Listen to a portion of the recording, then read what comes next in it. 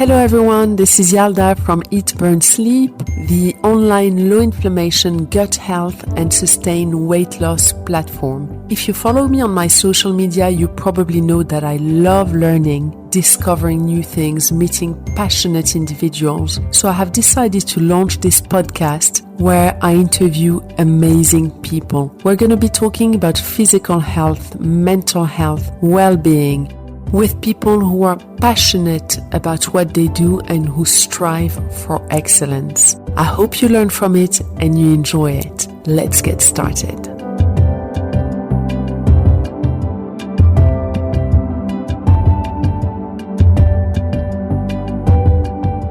Hello everyone, welcome back to the Eat, Burn, Sleep podcast. Today I have a special guest, Alice Lowe, whom I met actually via her podcast. She contacted me to be a guest on her podcast and to share my experience and how I turned a traumatic event into something positive. And before we recorded the podcast, of course, we had a call, and the call lasted probably longer than our podcast because I was so fascinated by Alice's story, and I thought it'd be amazing to have her with us, share it with you all. So hi Alice, how are you? I'm good, thanks Yada. I will say, because I've said this to you before, but I hadn't used the platform. I'd admired your work massively before coming on having you on the podcast, and hadn't used the platform myself, and then kindly went on it, and my migraines have gone, which is just the best news ever for me, because I was kind of trying everything under the sun and no one could help me. So it's such a relief. It's so nice. I've had them for like 3 years. That's amazing. I'm very happy to hear that. It's such a coincidence because today I was working on adding a specialized advice section on migraines on the platform. As you know, the lifestyle as it is helps with migraines, but I like to always add research. So you'll see it. It'll be live soon and you'll be able to add little things to, have more results. Amazing. I can't wait to see. So are they completely gone or are they lesser in intensity and frequency? So they are. So I used to have 2 a month at specific times, and yes, the first one was less in intensity, and the most recent one that should have come wasn't there. So, and the one after that. So I'm just trying to see how 2 whole months plays out. I'll know. I should have in inverted commas, should have another one in like a week or so. So it'll be interesting to see. So yours are closely linked to hormones. Mm. Yes, and the lifestyle helps you detoxify the liver and rebalance hormones. You know all of this now. Yeah, it's so great. It's so interesting. So happy. So, Alice, I'll briefly say to our listeners what it is you do. You are a coach who helps people, executives, people reduce their stress levels, because you went through a 7-year period, which is a very long time, of intense acute stress. And now is such an interesting time to talk about this because the entire planet has gone through stress. Unfortunately, with this pandemic, the lack of uncertainty, the lockdowns, have affected us all. So we all want to learn from you and learn to lower our stress levels. But tell me a little bit about what you did before, what happened during those 7 years, and how you came to help other people. Yeah, God, it's so funny because when you start something when you're younger and you think, this is what I'm going to do with my life, and then the world takes over and life takes over and you end up doing something totally different. It's like what you did, I guess, with finance, going into now Eat, Burn, Sleep, which is worlds apart, but an incredible thing. And that's basically what happened to me. I wanted to be in fashion. I studied fashion at university, done loads of internships for every summer, and then went to go and work for Net-a-Porter after university. And then I was like, okay, I'd really like to have my own fashion line. And I was like, I need to get a job on the side, so I'll design and work on it, because I did design at university. And I'll work on it on the side. And this was sort of, a year after I'd left university. and get a job. And I ended up working for a Russian finance company, actually, doing sort of PAing for this sort of oligarch's family office, which was a whole other journey in itself, but super, super, thank God, kind people, because if they hadn't been, I would have been in serious trouble. I always actually laugh. I mean, no offense to anyone who works in fashion, but I had a lot of moments in that when I had to work with some quite tough people. It's notoriously a very sort of harsh industry in that sense. And thank God I wasn't working in it at that time, because I was really needing some kindness around me, essentially, because I started, thinking, oh, I'll do this fashion line, and then just life just totally took over. So my eldest sister got diagnosed with colon cancer. And that sort of came out of the blue. And we had, like many people do with cancer, you win a few times, and then suddenly you think you've won the battle, and it comes out of the blue again, nowhere. And we really thought that she'd, beaten it. And sadly, we were going down for a family trip to her house, because her and her husband lived in Gloucestershire with my dad. And she was my half sister from my dad's first marriage, with my dad and my mum, and could get there. I'm so excited, she was like, oh, can you pick dad up from the pub, because he's walked there with a friend? And I was like, yeah, sure, sit down. And I'm like, so how's Suzanne? And then the friend just looked at me and was like, oh my God, you don't know. And I was like, no, what? And genuinely a week before, she'd been totally clear, or 2 weeks before, and then suddenly she was terminal. And so that obviously shocked us all a lot. It was a lot of stress. She did sort of alternative treatments and stuff, and we got her for longer than, they said you'd have 2 months. We got her for another 12 or so from immunotherapy and different things like that. But that whole, that was my first experience of losing someone I love in general, and a lot of stress of having to go to the hospital and see someone you love suffering. I mean, I'm an empath, and so for me, seeing anyone I love suffering is it's extremely painful for me. I kind of feel their actual emotions at the same time. And so during that time in my life, I was like early to mid 20s, and I was, going to work, trying to concentrate, couldn't focus on anything I was doing. I was surprised I didn't get fired. I think the reason I didn't get fired was because my bosses were such wonderful, kind people and understood my situation. And at the same time as that, my dad became very, very depressed himself. So after we lost Suzanne, he was, at the same time, all his businesses had gone under. So my dad worked as, he had a property development company, and after the 2008 credit crisis, things started to go quite south for him. And so he was under a lot of pressure financially, and was close to bankruptcy, and started having to sell our home and do these kind of things. So we were kind of dealing with all that. And my dad obviously was not coping well with the stress of it, with the stress of knowing he was going to lose his daughter, knowing his company was going under.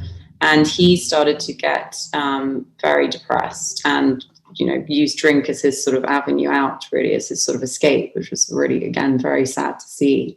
So at that sort of time, I was constantly waking up in the morning just feeling totally anxious, or waking up in tears, waiting for either the phone call to be, to say Suzanne had gone, or waiting for some other thing to evolve with our family. We had a lawsuit going on against our family for something, and that all had to get rid. I mean, it was just a time of such high stress. I had a boyfriend who I'd been with for 6 years at the time, who had moved to Singapore for work just as Suzanne got diagnosed as terminal. And I knew we weren't meant to be together. I think sometimes you have those things, when you're younger and you should end it. But I was just dealing with so much at the time, I just couldn't even be bothered to deal with the breaking up of that. So I let that go on. That was causing me stress. And then just after she died, he ended the relationship for me by cheating on me. And I was so overwhelmed by just everything that was going on that I just was like, I can't even give this airtime right now. I've got too many other things to think of almost. And the other thing I was thinking of was that, sadly, after my sister, so 4 days after my sister's funeral, we'd come home to my parents in Yorkshire, and my dad had been not moving around much because he was so, devastated that his daughter had died. And for him, it was a real recurring trauma, because he had a twin sister who he lost at the exact same age his daughter was to cancer, with the exact same age children. And so he was just like, I can't believe this is happening again, kind of thing. And really, really understandably affected him in a very deep way, as losing a child does in general anyway. And he really hadn't moved off his bed. And so when we got back, suddenly he got a blood clot and was rushed to hospital 3 days later. And so we're in hospital, and they find out then that he has cancer again. So he got over cancer when I was 3, and found out that they scanned his whole body because of the blood clot and realized that he actually had cancer again himself. And so I was just like, is this actually happening? It was just continually one thing after the other. And I caused myself a lot of stress in the year after that as well, from trying to fight my dad on what he wanted to do, because he'd given up totally on, he was in his 70s then, and he'd had cancer before, and he was so depressed by what had happened with, his companies, with some things, legal matters with people he thought of as, chosen family, as friends that had gone wrong, and losing his daughter, that he was just like, I'm not going into hospital to go and fight cancer. I just don't have it in me, kind of thing, was his way of thinking. But my way of thinking, obviously, as a daughter who was in her early 20s and had just lost her sister to this horrific disease, was like, what are you going to do? We need a plan, and I would call him up every day, being like, okay, when are you seeing a specialist? What are we doing? And he would just sort of brush it off and be like, I'm seeing them in a few months' time. And eventually I had to come to terms with the fact that he had decided to not treat that. And that was something that took a lot of my own meditation practice, which I'll talk about later, to deal with, to sort of accept. But my dad, I saw him suffer greatly over 4 years after my sister died from stress. And he was such a charismatic and funny man. And he sadly died 2 years ago from what we thought, okay, it's going to be the cancer, but it actually wasn't. So he got rushed into hospital. He was bleeding from his colon. They couldn't say what was going on. They kept fixating on the wrong thing. He did have a few, it was sad, medical errors in the hospital, so to speak. Eventually got taken into intensive care again in there, because the same thing had happened, and he had a cardiac arrest. When they finally did all the tests that they needed to 2 weeks later, they realized that he had a huge, giant stomach ulcer that had burst and caused internal complications that had then caused distress on his kidneys and his heart. And that was what we actually lost him to eventually. And I realized, when I was in hospital, I went to see him in intensive care, and I was like, I can't believe, I looked at him all, wired up, and I was like, this is all because of stress, essentially. Mm.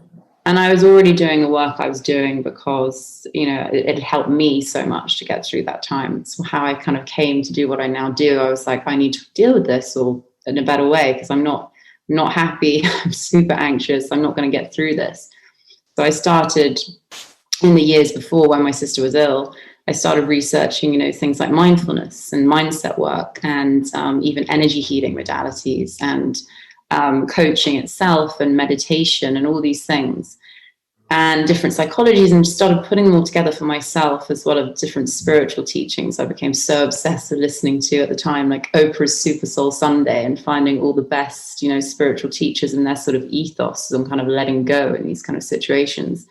And I realized how much it eventually helped me. And of course, I tried to, instill some of that with my dad, but he was of a totally different generation. And, he didn't even want to get a bereavement counselor to, for his daughter, because it was that whole, the aspect of man up, I need to deal with this myself.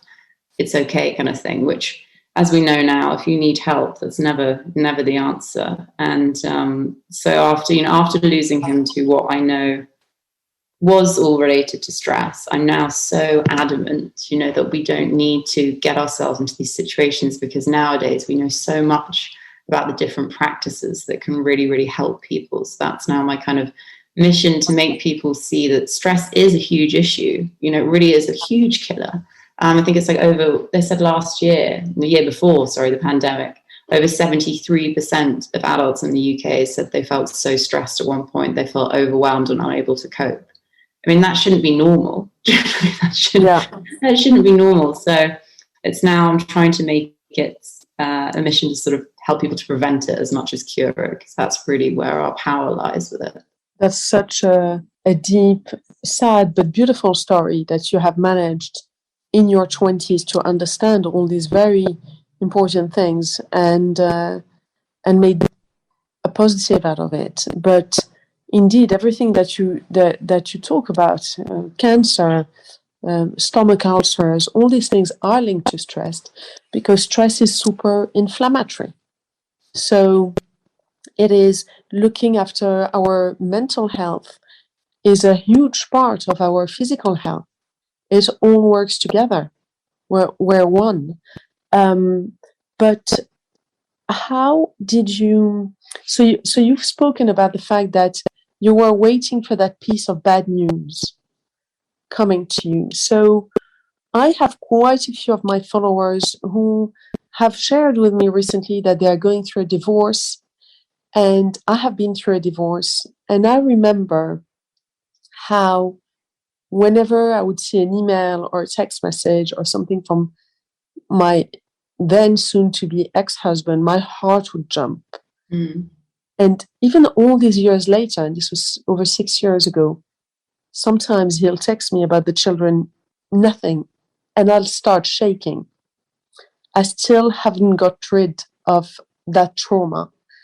How did you manage to, when the phone rings, to not expect bad news? Yeah. It's really an interesting point you say that, because there's a trauma response that people develop called catastrophic or catastrophizing, catastrophic thinking. So when you've had a big trauma, so say you go through a divorce, and like you say, you suddenly think that any message from that person is going to be one that doesn't make you feel good, or you lose someone and you think your phone every time it rings, or you can't get hold of a family member. I have occasionally with my mum, for example, been like, she's very on her phone. She's very loves messaging her children. And so if for some reason it takes her 8 hours to reply to me, when usually she takes 30 seconds, I'm like, oh my God, has my mum died? Oh my God, yeah. Go into catastrophic thinking, they call it.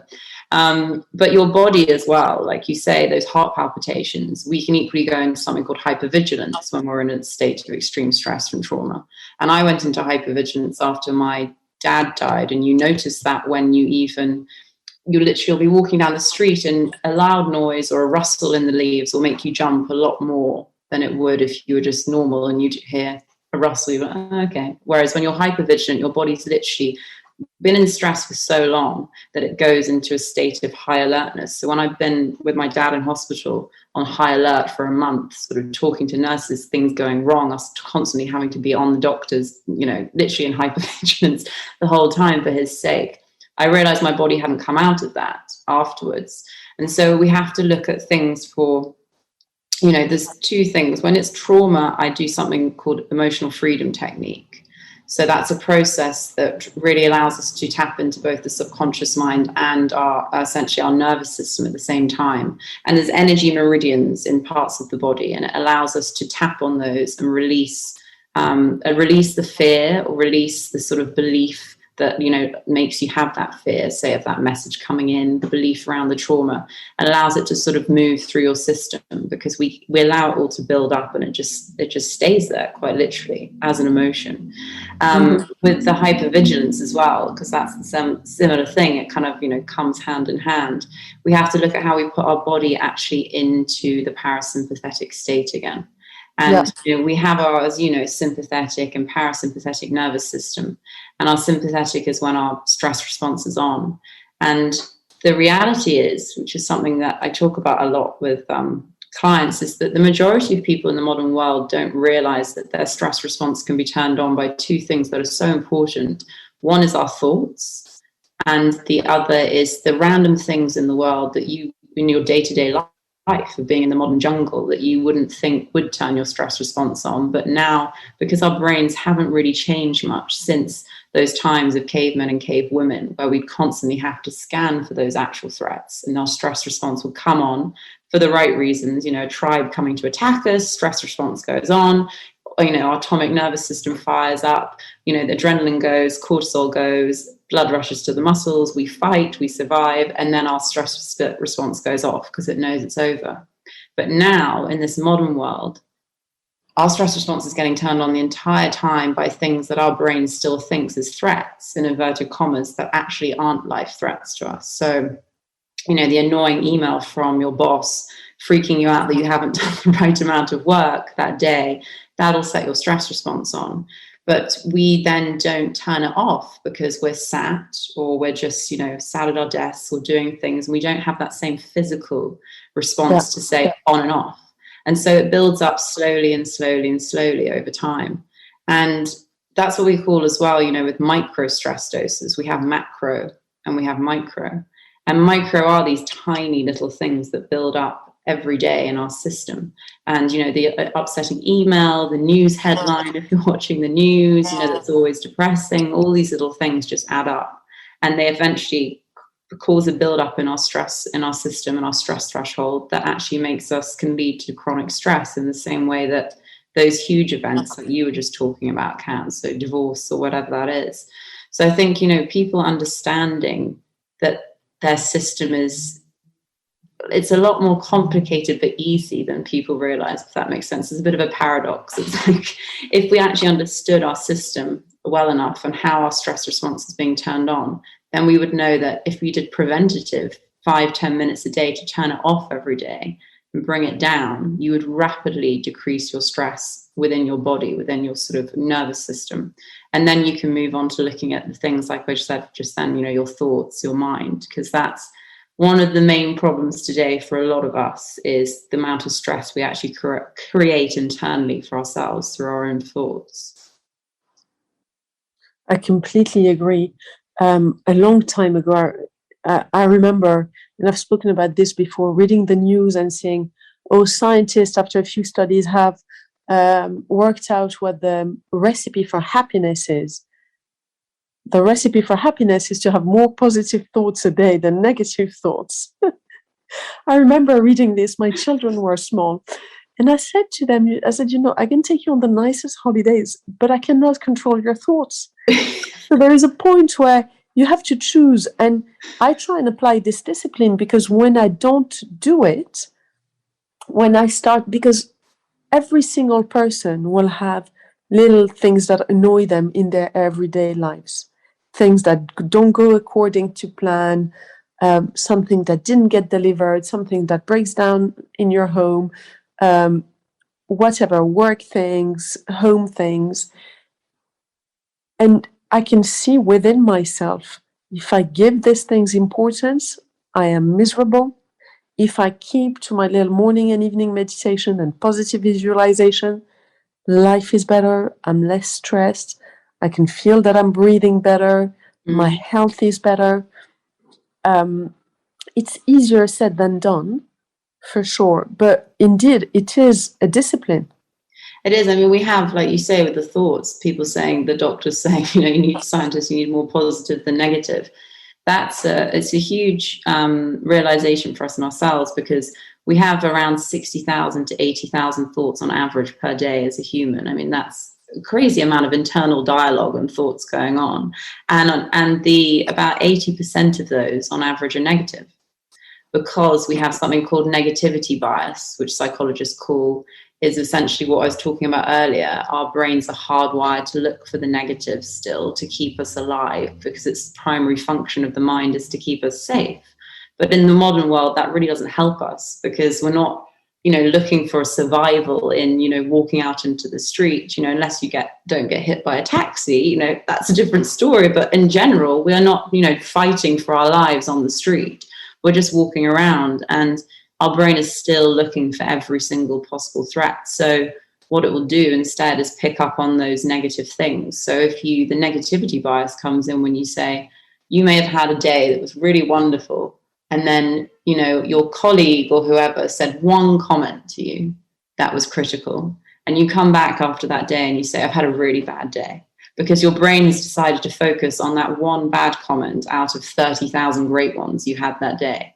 And you will have had a little dialogue in your head about all the reasons why it was bad, what that person may think of you, what you think of them. And we can really go into this spiral. So when it comes to our sort of mental stress, it's really about reprogramming our mind to think in a more positive way, to pattern interrupt our really stressful thoughts and our negative thoughts. Because when we are stressed, we go negative very quickly, both on ourselves and, annoyed with the outside world. But we really go critical in ourselves. And so we have to sort of pattern interrupt techniques to break up those thoughts and notice them when they're happening. And then, choose again, choose a different thought, choose a more positive thought. And the more we do this, the easier it is. It's with our mind. I love that phrase in mindfulness. They say, what you practice gets stronger, both good or bad. So if you're practicing positivity all day, that's what's going to get stronger in your mind. If you're practicing the negative and the stress and the worry, that's what's going to get stronger in your mind. So it's really, mental stress is such an important key to helping you to, actually get rid of stress in general, because it all starts a lot within your mind. And I love what you've just explained about it is a tool we had to survive. And I would love our listeners to remember that and let go of guilt. Our negative thoughts, we shouldn't feel bad about. It's a survival mechanism. But as long as we're aware of it, then we let go of that guilt. Exactly. And that reduces stress in itself. It does. It's like they say with mindfulness, it's the whole ethos around mindfulness, which is being mindful of your thoughts, being mindful of your actions, the way you eat, bringing more presence into your day to essentially to bring your stress levels down back into the present moment. They say mindfulness is paying attention with kind attention. It's not about being mindful and then saying, oh, I shouldn't even be having those thoughts. Now I've just noticed them. I feel crap, but I'm guilty and I'm an awful person. It's noticing them and saying, okay, that's fine. I'm human. I had that thought just now. I'm going to now change it, or I'm going to do something positive to help me get out of that state, instead of, like you say, feeling guilty because we're having them in the first place. When we're all human, of course we're going to. So Alice, when you have clients coming to you, can you explain to me how you work with them? How does it look like on a practical basis? Practically, how does it look like being coached by you? Yeah, so clients, I do two things with people, as in two ways of working, so to speak. I do one-to-one coaching and corporate coaching, which is my one-to-one. I run people through a 12-week program.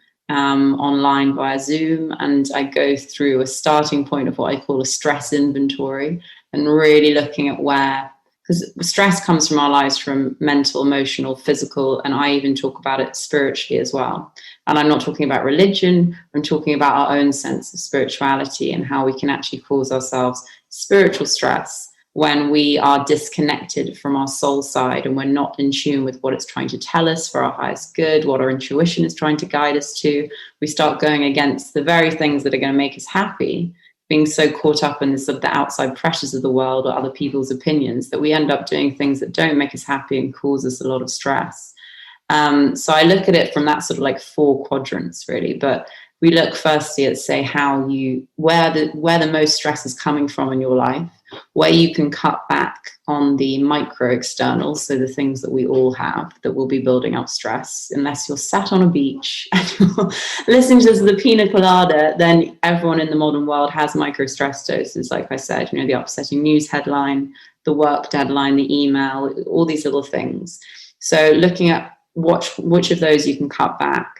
And then I work on techniques. So I start with the mind and, the emotions. And we look at how we can start to, where your thoughts currently are in terms of, negativity and stress, how we can change that to be more positive, looking at techniques to pattern interrupt, to get into, conversations of, I say there's a great technique, which I'll tell people now, because I think it's one of the best things you can start to do, is to call out that side of your mind as a different person.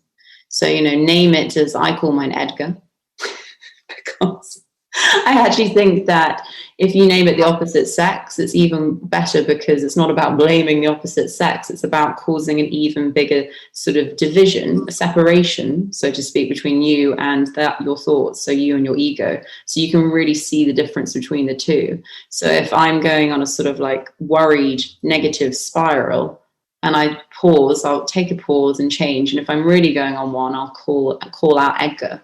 And you quite simply, say, okay, Edgar, that's interesting, but I'm not interested in listening to this today. Thank you very much. So like you would a friend, stop that conversation and start again.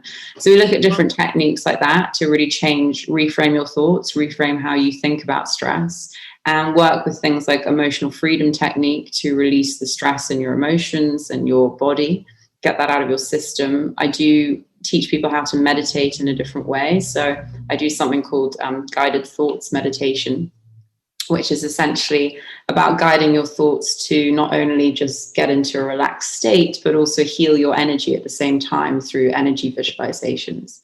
And our energy is something that I'm massively, massively such a big advocate of, sort of mind, body, and energy all working together, because that's the whole system. It's all we're all energetic beings. Even quantum physics shows us that. But it's about sort of understanding that our energy really can really get off balance from stress. We know how our energy feels when we're anxious. It's a horrible feeling. You don't feel right. You want to feel calm and at ease, and your energy chi is in a free flow in your body.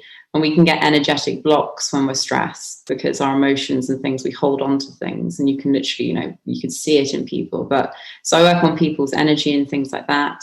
And essentially I always change it to what that person needs, because there's going to be someone who needs something far more of a different area than someone else. So as much as I look at the logical, I also look at the spiritual as well. So the energy work and your intuition. So helping people to really tap back into their intuition and move away from the fear of their mind, the stress of their mind, so they can really get to a place where they understand what they actually want as a person, and how we can develop a plan to sort of move forward and create the things in your life that you want as well.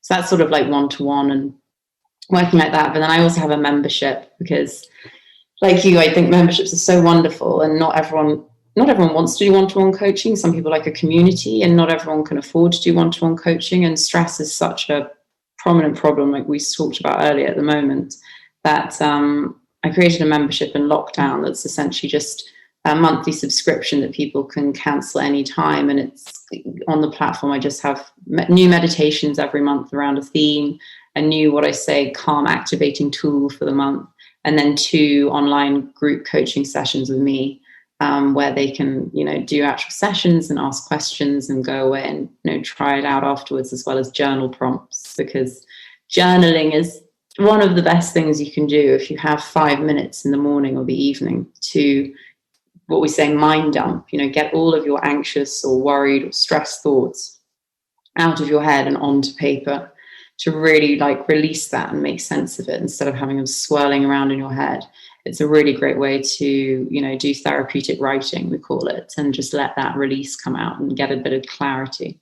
But yeah, those are the ways that people can, privately work with me. And then I do sort of workshops and webinars with companies, which I love. But yeah. That's amazing. I love your offering, and it's making me want to do things with you now, just like you did the lifestyle after the podcast.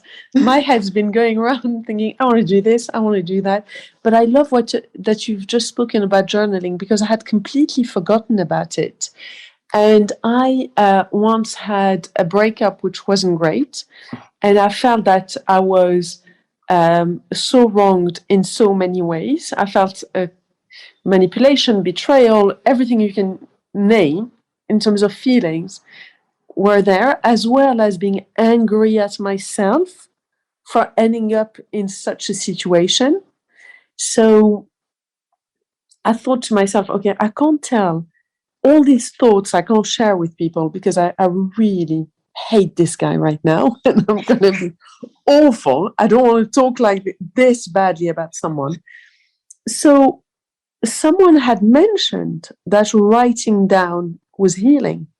So I took a little notebook, and every night before bed, when thoughts were going around my head, I kept writing them down, and write all the words, like the awful words I was thinking. I really lashed out on that, thinking, I hope no one finds this notebook. And a notebook from another breakup. And exactly. But the interesting thing is, what I did not expect was, after I wrote everything down that I was upset about, I started writing a lot of positives because of all the things that I had learned through that experience. So, because this was someone with no values, I started being very grateful for my values. This was someone, I'm sorry, say no education. And so I started writing down all the things I was grateful for that I had developed in my life. Um, and I think I still have that notebook. I need to put it in the bin and shred it. But it's just super healing. It's so And powerful. so powerful. And recently, a girlfriend of mine said, "Oh my God, you don't know what's the latest thing this guy's done. His life is, a succession of disasters." And I wasn't, I wasn't happy that he was, I wasn't like, "Oh yeah, you see, this is." I just felt sorry. I thought, I hope I hope he finds somehow some kind of peace at some point and stops going through all his victims. um, but it was all this to say that you're so right. Writing down helps much more than telling a girlfriend about things, I find. And I'm so glad you're reminding me of this, about this. I need to bring that little notebook and maybe put That's what you things down say. from my divorce, so I'm not jumpy anymore when I get a message from the father of my children. It's true. It's because I think, we can have extremely honest conversations with people, but you'll never be as honest as you will be than when you're writing to yourself on paper. There's things in my journal that I pray no one sees. Really, really getting all of those things out. And there's the practices you can do of writing really extend into other areas as well. The gratitude, for example, it's such a thrown around word in the wellness industry. People say like, oh, gratitude, like what's gratitude? But if you actually write down, 5 things, for example, I try to write down as many as possible, go on a rampage, but 5 things in the morning or the evening that you're grateful for, and make one of them about yourself so that you also develop that inner, self-belief and confidence, and, 4 things in the outside world. Your brain will then, for the rest of the day, more likely look for the positive than it will the negative subconsciously, because you've set it up for the day to say, I'm grateful for this. So it'll be like, okay, what else are we grateful for today? And it'll change the way you view the world in the day. And like, I think it was Deepak Chopra said, it's impossible to be grateful and anxious at the same time, which is totally true. It's so true. And a gratefulness prayer improves your gut bacteria immediately because 60% of your neurotransmitters, serotonin, GABA, are produced in the gut. And also, what I've noticed is when I do this gratitude prayer, I'm less tough with myself. As a result, I'm more loving. And if I'm more loving towards myself, I actually make healthier choices with food as well, because, as you know, I do have autoimmune conditions. So it is a big deal for me to keep healthy so I don't end up in hospital again and I don't flare. And when I'm kind to myself and I have gratitude about things that I've achieved or things that were given to me, you don't choose where you're born, you don't choose, all these things are given. And when you're grateful about it. So some days for example, I love Morocco and I'm completely biased. I'm half Moroccan. I actually add that in my gratitude prayer. I'm like, I'm so glad I'm from Morocco and not from Iceland. And sorry if anyone from Iceland is listening to this, but you don't choose where you come from. No, exactly. You have to have gratitude. And it's so true. Right. And then it helps me stay healthier. And when I forget my mindfulness practice, I'm much more stressed, more unhealthy. But during lockdown, it was very challenging to keep positive, very challenging. I think, the whole thing with lockdown was that the sad part for lockdown was that, uncertainty breeds stress for people because Yes. of mental uncertainty. So anytime that we feel like, you have, for example, uncertainty around when a divorce is going to happen and certain things are going to go through. It's going to cause great stress. Uncertainty around results medically for someone causes a huge amount of stress. Anything where we feel our own sense of safety because of uncertainty is threatened, we automatically just feel extremely stressed. And the whole, obviously, sort of real challenge for people in lockdown was that we had continually this on and off uncertainty. It was like, okay, we're back. And then it's like, no, sorry. And just so much confusion and uncertainty. And the challenge for people was really, okay, how do I change, how I'm thinking about this if I can't change the outside circumstances? Because that's always the real problem with macro stressors. And that's what COVID was. Lockdowns were a macro stressor in people's lives. They're the same amount of stress that's caused from huge life events, loss of a loved one, all these big things. And people were having to come to terms with, okay, if I can't do anything about the outside situation, because none of us could, there was not a single person, unless you were in government, who could say, I can change this and, make my own plans in this situation. We were all, you're doing this is what's happening, stay in your home. And if I can't change the outside way, then I have to change how I respond to it. And that was my sort of first lesson from everything I told you about my story. I realized, I was like, these stresses are continually happening. And I was like, I don't have any control over these macro stresses. So what do I have control over? Okay, I need to learn how to respond differently. I need to change me, because that was the only thing that can change. So I think the more we sort of open ourselves up to the idea that it's not abnormal to be stressed. Don't feel guilty if you felt stressed in lockdown. Just know that there are things that you can do within yourself, even if you can't do anything in the outside world, if that makes sense. Very wise words. So we're going to wrap up on these very wise words, Alice. So please, could you tell our listeners where they can find you, how they can contact you if they want some coaching? And your Instagram handles, your website, Go for it. So you can find me on Instagram. I'm on @Lawali, which is LAWALI _life. It's my name backwards, so seeing things from a different perspective. Lawali Life, and then same for my website. It's www.lawali-life.com, and you can contact me on email there or on Instagram. And you can also find me on LinkedIn as Alice Law, but and also my podcast as well. If you want to hear more, like the wonderful Yalda's episode, which so many people have loved, that's also called Lawali Life. So you can find that on Apple and Spotify. Amazing. I will be sure to link all these things in the description box. Thank you so much for joining us today. And I will probably be in touch myself very soon. To use your method, because I love learning, and you are the expert in this. So I'll be in touch soon, Alice. Yeah, Thank you so much. Thank you so much for having me. Thank you.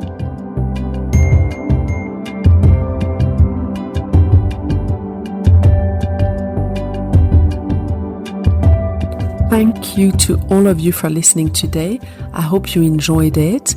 Feel free to go on eatburnsleep.com to learn more about gut health and chronic inflammation. I would really appreciate if you could rate this podcast, and of course feel free to share it with anyone who might enjoy it. Have a beautiful day.